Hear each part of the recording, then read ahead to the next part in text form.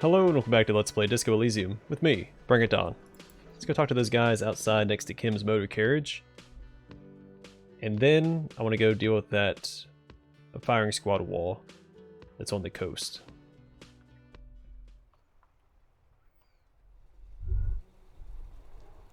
You think you have a pretty hot suspect right now, don't you? That Ruby of yours? Yeah, and? Notice how it came together without casting too much suspicion on Classier. It was nice and Ruby-centric in the end. What do you mean? Anything strike you a bit off about this mishmash?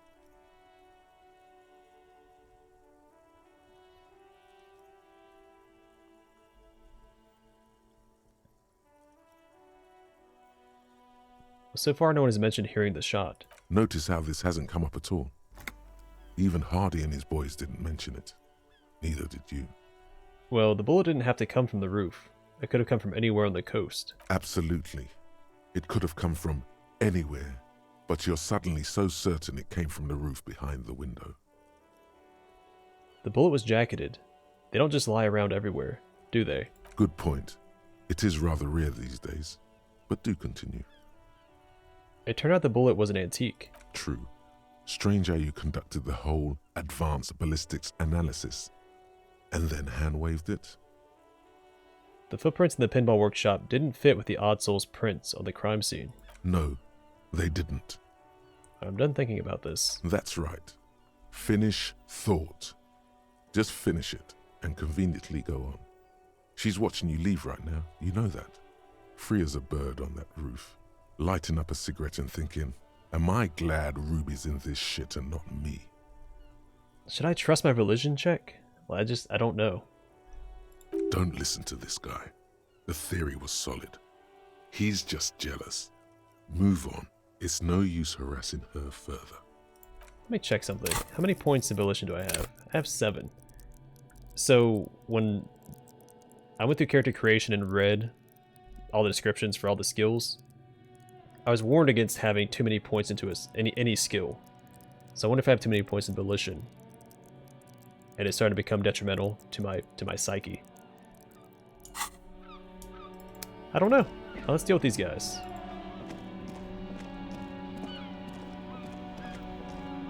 That's one brutal motor carriage. That says the young man with a something. I'm not gonna read it. Written on his back. If I were a real skull now, I'd jack it, paint it in palm tree livery, then bottom light it, neon style. His companion wears a simple yet elegant slogan: "Screw the world." A snazzy shit-ripped skullmobile like this would make a fine trophy. We could, hang fucking shrunken heads from the side mirrors. Cops' heads. Scary tribal shit. Yeah, tribal shit. A cop carriage like this would have proper skull value. He agrees. While I appreciate the interest you take in my brutal motor carriage, I have to stop you right there. The RCM takes threats directed at its property seriously. He steps in. It's just theoretical work, copper. No basis in reality. Man, if we were certified skulls right now... He turns to his companion. Who are you? I can tell you who we're not, cop. We're not snitches, flow bears, or skulls. Which is not to say that the skulls are bitches and... On the contrary. The part of this presentation you want to take home with you, cop man, is we're not part of the skulls yet. Who are the skulls? You don't know? What kind of cop are you? I'm so glad you asked. The question was rhetorical. The skulls are the most vicious gang of the Besmertne. He replies, raising his open hand. Besmatine, or the Besmati, the Immortals, are West River Sholian crime syndicates. The nastiest bunch of psychos ever. Jacking carriages and getting into high-speed chases. Possessing an infinite amount of fuck-all swagger, infamous for their non-verbal modus operandi. Non-verbal. If a skull spots you, he will pull out his dagger and stab you without saying a word. The lieutenant's voice is as calm as usual, a testament to the violence and death he's witnessed through the sight of his firearm. They usually occupy the burnt-out quarter in Jamrock, or you can find them loitering around their brightly painted bottom-lighted vehicles. I can't wait to become a skull. Bottom lights are wretched aggressive. Do you know anything about the murder that took place here? Point to the yard. Murder? A man was hanged in the backyard, but whirling in rags. Yeah, sure. We'll gladly tell you everything we know about it. It was a man. He clears his throat. Also, he was hanged. Anything else? He was hanged from a tree. Yeah, I mean, duh. Well, thanks, guys. These punks don't know anything. Let's just move along. Hey, stop right there. How does one know anything? Ah, this sounds like epistemology. A field so occupied by thought that it begins to question thought itself. However, there is no way these young men could possibly be aware of her work. Why is it only half of that? I know that you don't know crap. Exactly. How can one know shit? For example, how can one be sure that there truly is a body hanging behind a hostel? Well, it's not now. We took it down. What if it's art? Or just a mere specter? It's not.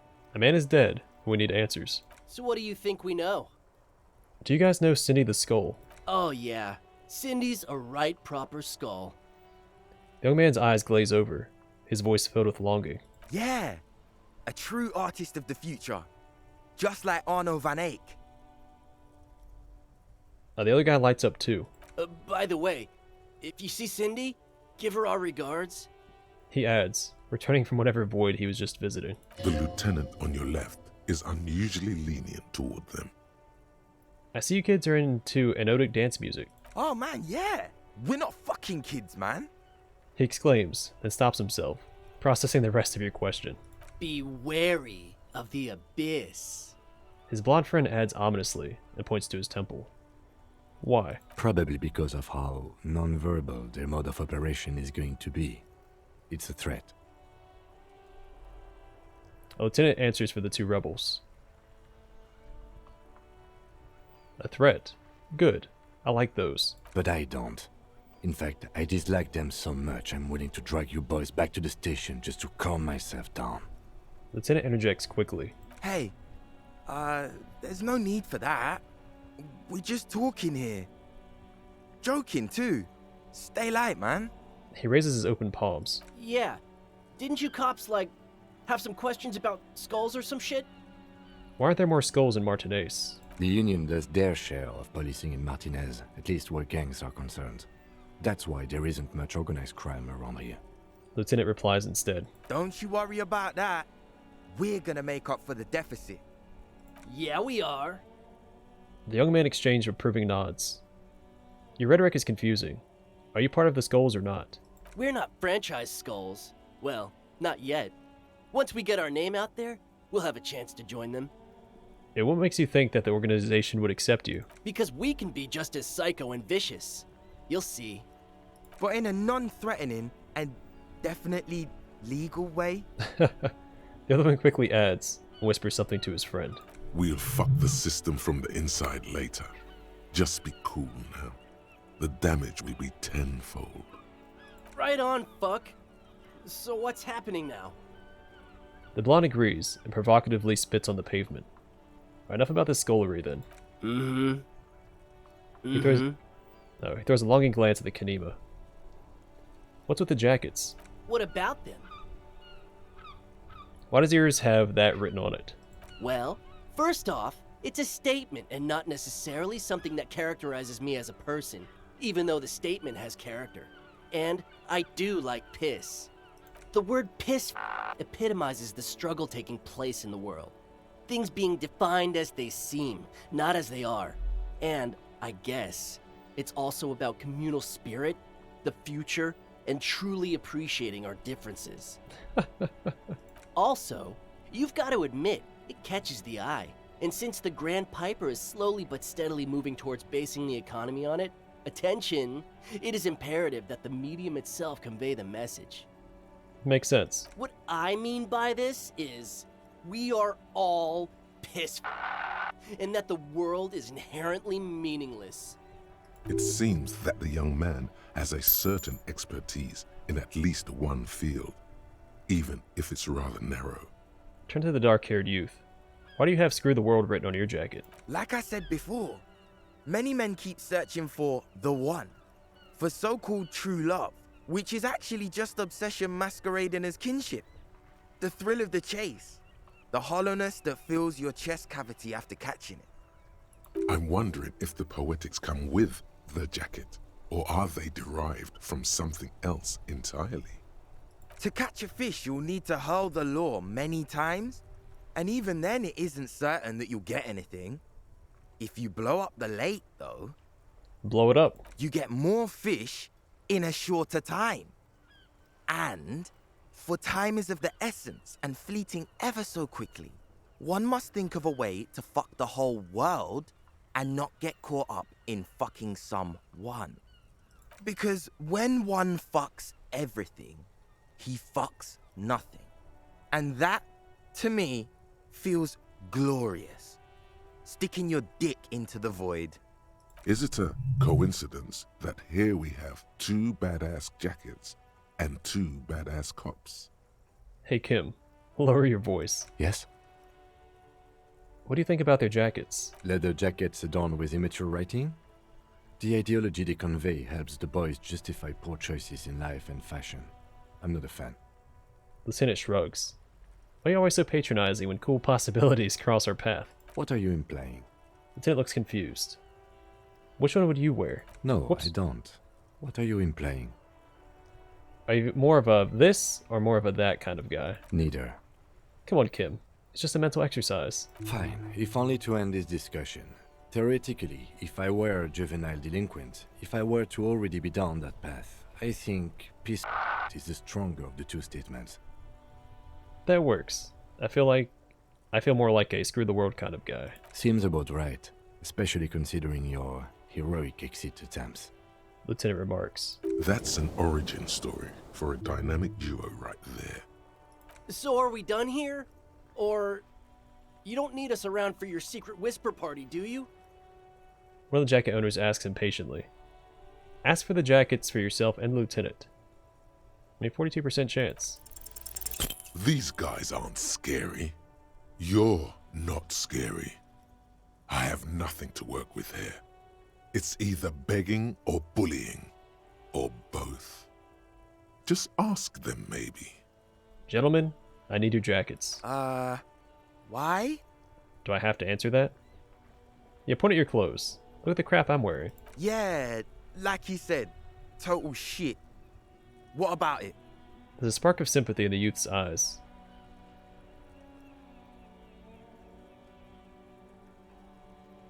Yeah, it's not crap. It's disco. It's shit. Please? Fine. Fuck it. Here. Take it then. I can't handle this sad shit. Young man takes his jacket off. It's true. He simply can't. It's called empathy. I wanted his jacket. Wow. I did not see that coming. You better wear that jacket with pride. Fuck that. You're not getting mine. My dad's a lawyer in La Delta. He'll have your badge. My dad owns a car dealership. The other one snaps at you. No, he won't. The lieutenant is lightly amused by the situation.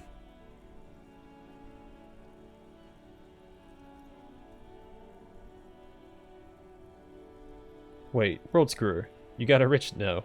Turn to Kim. Screw it. We don't need the other one. You said that you're more of a this jacket kind of guy. So I got the jacket for you. I'm not wearing that jacket. But don't you want to express your individuality? I already am expressing my individuality. Still, it's good to know we have it, should the need arise. The need will not arise. Look at this cute shit. How can we become skulls if you go around fraternizing with cops? Let's get the fuck out of here before anyone sees us. The dark-haired youth points at you, then turns to his friend. Fuck. I'm sorry, man. I just don't like confrontations, that's all. He hangs his head in shame. Alright, we do need to call Sylvie. Oh, yeah, we need to call Sylvie and the armor. So let's... I want to do that other thing first. Alright, let's do that other thing first, then we'll come back here and make the calls. I want to take care of that firing squad thing, because I keep forgetting about it. So, leather jacket.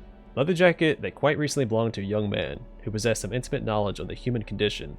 It has his nom de guerre written on the back. It's quite a statement. So +1 drama. You know, no screws given. And -1 authority. Wait, I'm a detective? Alright, let's slap it on real fast, see if any thoughts pop up. You finally made it, haven't you? People point fingers at you and whisper to each other when you pass by, wondering to themselves, where did that man get such a cool jacket? Did he receive it upon graduating the École Normale Supérieure de Badasserie? Is he dangerous? Darn right I'm dangerous. You are very dangerous, my friend. Dangerous and cool. In fact, no one dares to say a single thing about the jacket. But believe me, they are all very impressed. As they should be. Alright, let's swap back to this.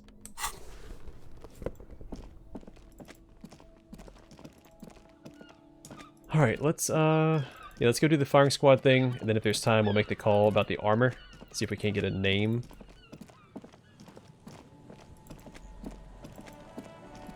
And then we'll talk to the children in the fishing village before they go to bed, and then we'll continue our hunt for Ruby after that. This might be where she's at. Is this the drug one? And the drunks are out. We can get another story from Idiot Doom Spiral as well. So much to do. I mean, I know there's always tomorrow we can do it, but I feel like I feel super pressured for time right now.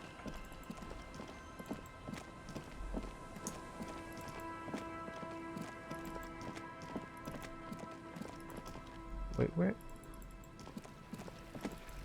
who's this guy?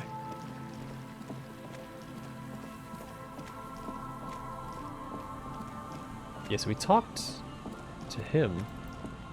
Yeah, there's a cryptozoologist as well. It's only 4 p.m. It's not super late. Is there a guy over here? There is a guy over there. Oh, it's the Sunday friend. A row of ghostly shades facing a crumbling wall, with another 7 shades standing 10 meters from them. A single person stands on the sideline. Kim, who is who in this execution? I don't know. I don't know who died here, lined up beside that horrible wall. It could have been any of the parties involved in the revolution. At first, Lieutenant doesn't say a word. He just stares at the wall. Then he says finally. Perhaps the ones executed here were the loyalist conservatives, killed by the communists at the start of the Civil War. Or it could have been the communists, put to death during the last stretch of the conflict by the coalition forces. Remember what Trent Heidelstein said about Veld? What if it was the Feld personnel, when their assets were being seized by the revolutionaries? Another likely scenario. Lieutenant nods. You mentioned coalition forces. Could it have been them against the wall? Yeah. It's very unlikely the coalition forces were the ones who died here. They were always the last ones against the wall. To be honest, if a coalition member was anyone in this situation, it was a commandant, the superior giving the orders. A cold sea wind blows away the figures. Now let's talk to this guy while we're here. Set up that council. As you approach, the man turns and greets you with a polite wave. He appears completely at ease, like a common holidaymaker. Ah, super. It's the officer. I was not expecting to run into you again, but things have a funny way of turning out, no? What brings you down to the scenic Martinez coast? Actually, I was wondering what you're doing out here. Well, that's très simple. I was visiting the fishing village just north of here. They have applied for a series of microloans to revitalize the old market. And well, I wished to see the situation firsthand. And then, well, I had some extra time on my hands, so I decided to stroll down here. It's quite peaceful, isn't it? Look around. Yeah, it's lovely. Yes. There's nothing like a stroll along the coast to lift one's spirits. The man takes a deep breath. You do know there was a mass execution right over there. Really? Here? How can you be sure? The man frowns. For one, that wall over there is covered in bullet holes. Ah? Is that what those pockmarks are? I might have guessed. Fascinating how much history is contained right here, if only one knows where to look for it. You feel like there's something you could say here. If only you really knew what was going on. Actually, there was something else I wanted to ask you about. Ah bon? I'm all ears, officer. I need your help forming a committee. I'm trying to assign la responsabilité. My friend, if it's la responsabilité you're after, I have good news for you. There's no need to form such a committee, because it already exists. God, of course it does. These moral lantern types. The Comité de Responsabilité de Revachol. It acts as a sort of clearinghouse for coalition activities. To put it simply, they are the ultimate arbiters of la responsabilité in this part of the world. Yes, this is just the sort of reasonable authority you're looking for. I would offer to connect you with the committee myself, but alas, I am not actually in Martinez. What? Where is he then? So, where are you then? Why, officially, I am still in La Delta, preparing for an upcoming conference on fuel oil derivatives. I'm only in Martinez in an unofficial capacity. That's why it would be extremely irregular, or potentially even inappropriate for me to intercede with the committee concerning a district I'm not officially in. How am I supposed to contact the committee then? Well, under ordinary circumstances, the committee contacts you. The man frowns. But if you have information of a vital interest, they might be willing to entertain an exception. In which case, I would advise you to contact them via Coalition Warship Archer. Why do I need to go through Archer to speak to the committee? You see, in addition to being an airborne artillery platform, Coalition Warship Archer is also the linchpin of the Coalition's surveillance and communications infrastructure in Revachol. Hold on. It's watching us too? And listening. It has the most objective vantage point in the entire city. Not to mention a vast array of radio, photographic, and meteorological monitoring instruments. I find it a great comfort to know there are benevolent powers watching over all, in strict accordance with the Wayfarer Act and the Bristlemühne Convention. So how does one go about contacting a coalition warship? This is quite the problem. Very tricky. Of course, the Archer has orders to fire on any unidentified aerostatics that might approach it, so it might be safer to get in touch from the ground. But in that case, you would require a radio transmitter capable of broadcasting on coalition frequencies. And that kind of technology naturally isn't typically available for non-coalition use. Yes, it is a bit of a conundrum. We can use Ruby's Lori's radio. I suppose there might be some way to circuit bend your way onto those frequencies, but you'd have to be one of those techno-tinkerers to do it. Do you know any of these tinkerers? Unfortunately not, no. I don't have the pleasure. I am merely a representative of the coalition government, not very well versed in technology. But you? Perhaps your young friends in the tent might be of assistance? Oh, yeah, the ravers. Let me just say that I have complete confidence in the RCM. I'm sure you'll figure something out. Well, thank you for your time. Always my pleasure to be of assistance to the RCM.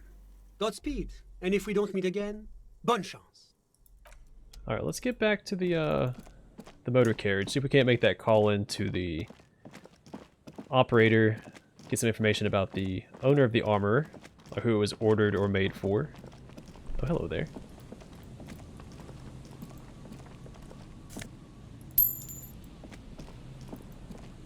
And then we'll prioritize talking to the children and the drunks next. And then the cryptozoologist, I think. Again, we just have so much to do. It's hard to keep track of. I need to start writing things down. Relax. It's not yours. You didn't crash every MC in Revachol. Hopefully. Yeah, we've already run across that one. There's also that dead body I need to inspect on the pier. Like, there's so much to do. But I'm trying to get the time-sensitive stuff done first, like the children. You know, the dead body's not going anywhere. I'm sure I can inspect that at night as well as during the day.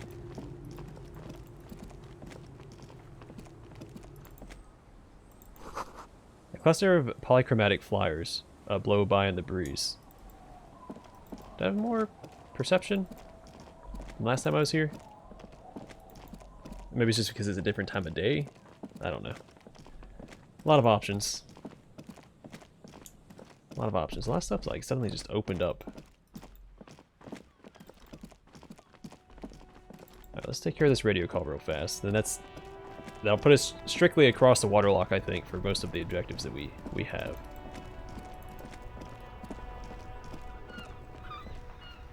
Inside, you see a set of steering levers, a radio microphone, a pull-out toolbox, and... This is Precinct 57. How may I assist you? Do you find out more about the owner of the armored boots? Yes. I got the mercenary's name and a few biographical details. Are you ready? The lieutenant leans in to listen, notebook in hand. Shoot. That suit of armor was issued to an Oranese citizen named Ellis Cortenaer. That's E-L-L-I-S K-O-R-T-E-N-A-I-R. Exact date of birth, unknown.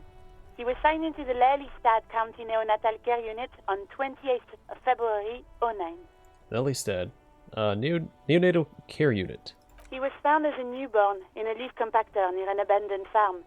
He spent 4 months in the neonatal unit, survived apparently, and was assigned to a foster family at 2. According to Klasia, Lele said his real name wasn't really his. Perhaps that's because he was fostered. This is what the ICP knows about him. He was raised by foster parents, entered the Eastbrand Military Academy in Vredefort at 17, then served in the Oranese forces till he was honorably discharged in 41, just a year before the Seminese conflict.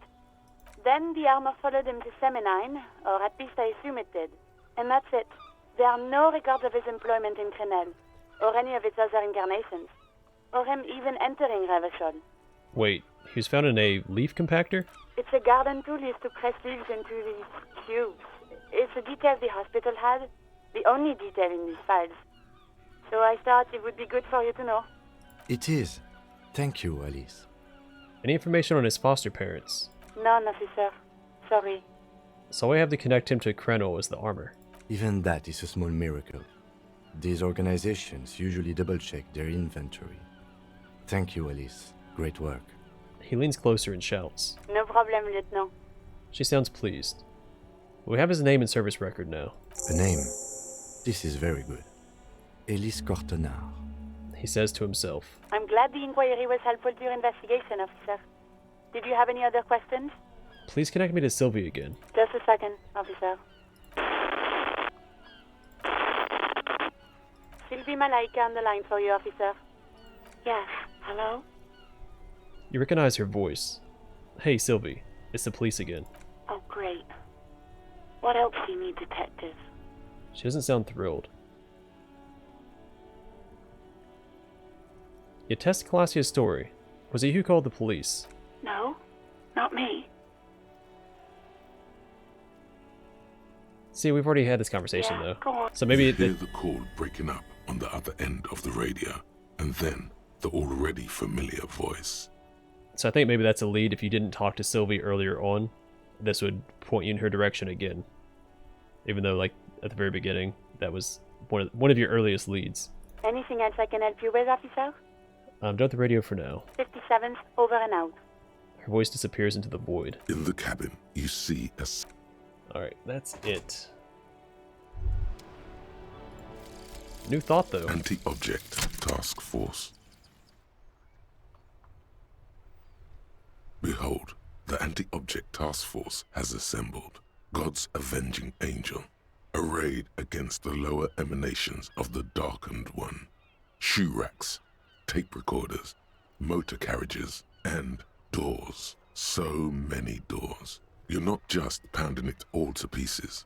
You're reforging the universe, from the anvil of the heavens to the worms below. Indulge in it. Be bold. Have an impact on the shape of creation. out of the furnace of your rage. A new reality. Also, you should trash your room again. Attacking physical objects heals damage, +1 pain threshold, thick skin, and then all physique learning caps raised by 1. That's pretty good. I mean, it's all positives. I like that. Alright, let's head to the fishing village. We have a lot of work ahead of us. But first we're going to talk to the kids, and then the cryptozoologist, I think. He might be there at night. Again, I never checked to see if he was there at night. We need to talk to the Ravers again about getting in touch with the airship Archer.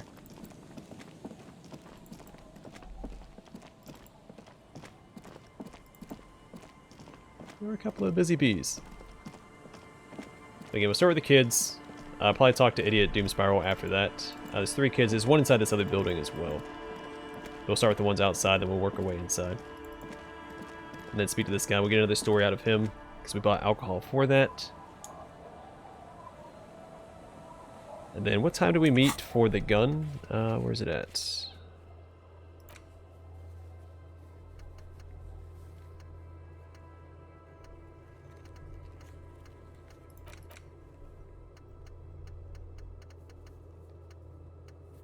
Here it is. At 2200. Okay. Alright, I'm going to call the episode here. Next one we'll talk to some children and some drunks. And work away from there. Anyway, thanks for watching. I will see you guys in the next one.